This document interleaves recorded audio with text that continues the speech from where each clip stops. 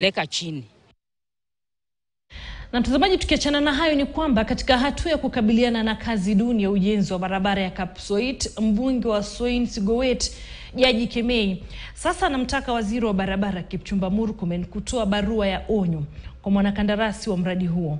Akizungumza katika kituo cha biashara cha Kiptere, Kemei ambaye aliandamana na mbunge wa Kipkelon Magharibi Hilary Koskei na Beatrice Kemei, mwakilishi wa wanawake wa kaunti hiyo, alielezea wasiwasi wake kuhusu hali mbaya ya barabara hiyo.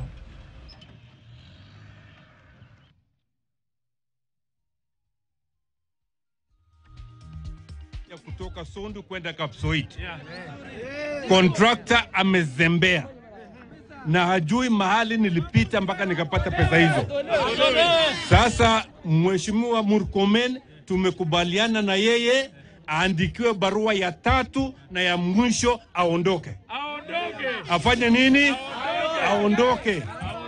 Alafu tutafute contractor mwingine aje aendelee na barabara. Mwisho kabisa niliwaeleza kwamba uchumi unaanza kuimarika.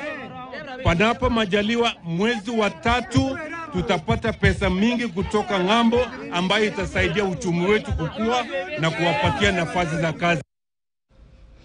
Baadhi ya wanachama wa bunge la